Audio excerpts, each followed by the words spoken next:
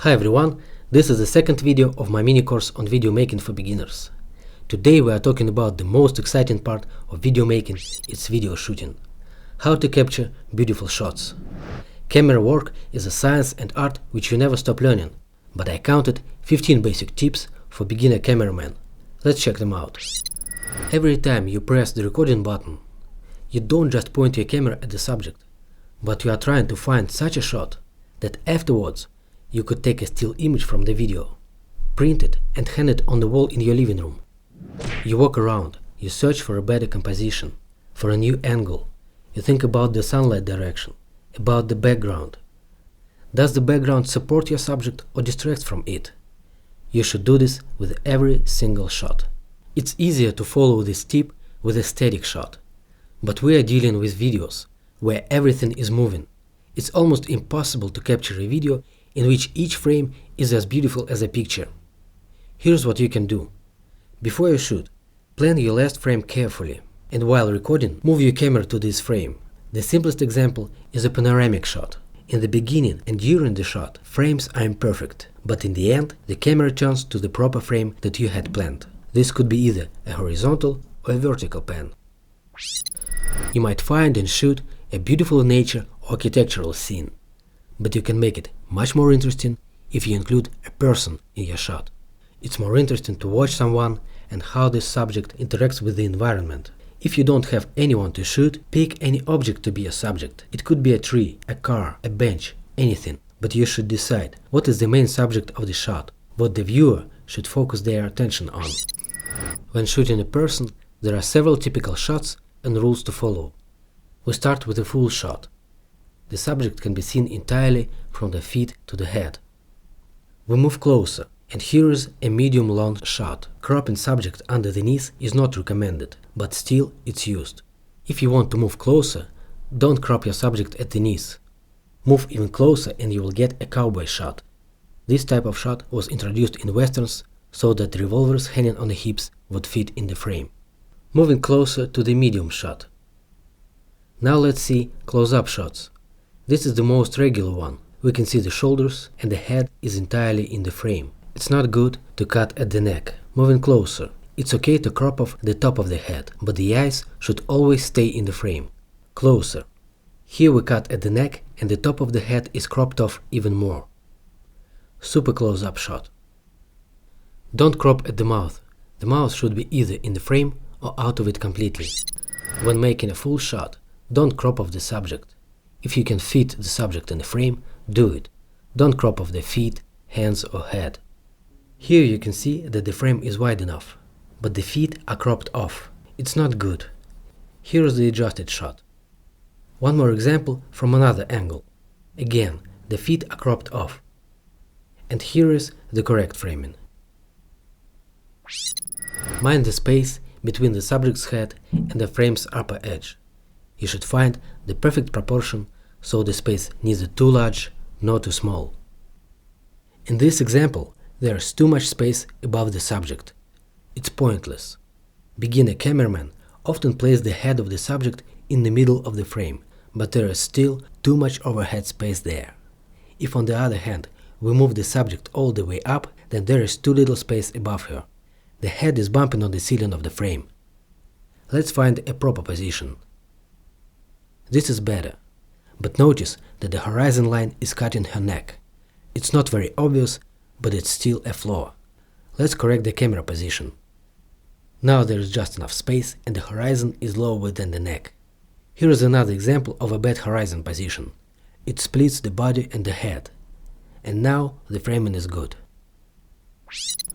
You should pay attention not only to the space above the subject, but also to the space in front of him.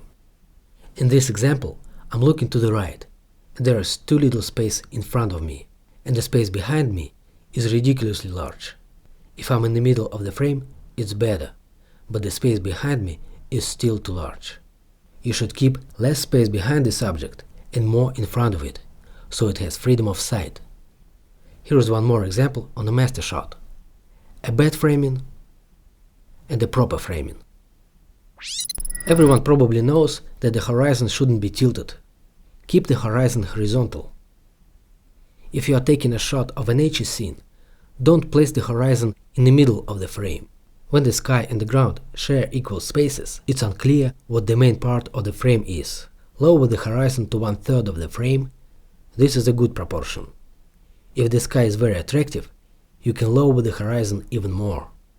Or you can lift the horizon up to 1/3 of the frame. The ground gets more space and attention, or lift it up even more, so the sky has only 1/5 of the frame. Rule of thirds. This is a rule for placing your subject in the frame. On this shot, the subject placement is not good. To improve the position, we move the subject to 1/3 of the frame. This rule is applied not only to horizontal positions, but also to vertical positions. Let's compare the shots again. This is before, and this is after. We've covered a lot, and so far all that I've said can be applied to both videos and photos.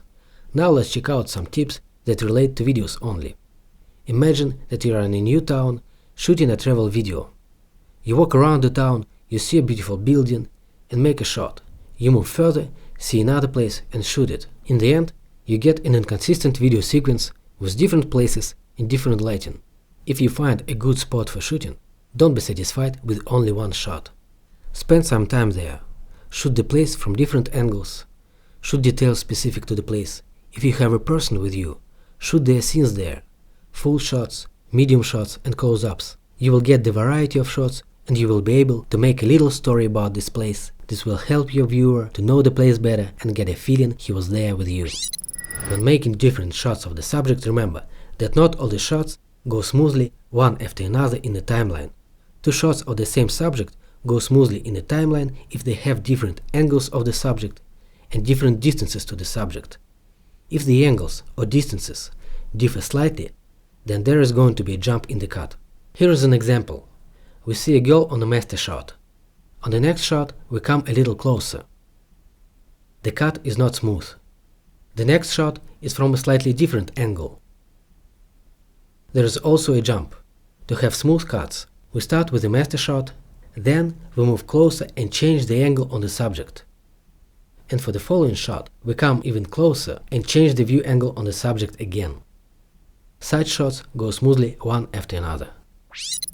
Smoothness in shooting. This is a tip you will see a lot in my videos. A shaky footage looks like an amateur video. A smooth footage is perceived as a professional video. That's why it's crucial to take extra efforts to capture a smooth video. You can use a gimbal stabilizer. Nowadays, the prices of stabilizers have dropped a lot.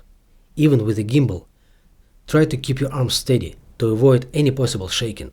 On post, use digital stabilization to get a better result.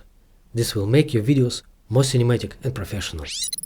Try to stick to the rule: one shot, one movement. Don't mix several movements in one shot. In this shot, you are moving forward. In other shot, you are moving backwards. In this, you are orbiting the subject. The other shot is a panoramic one.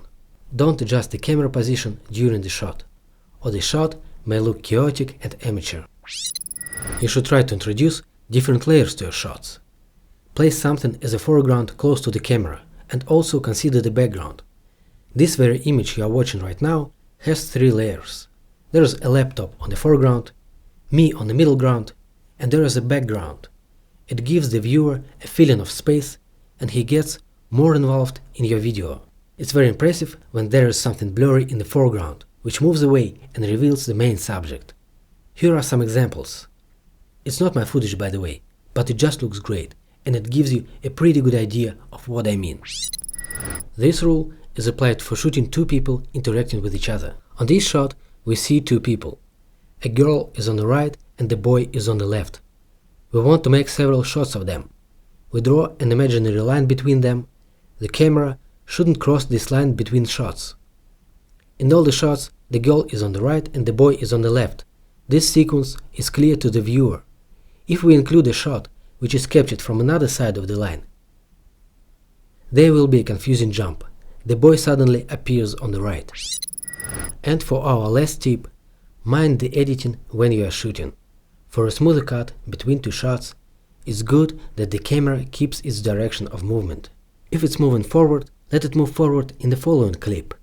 If it's moving to the right, Let it move to the right in the following clip.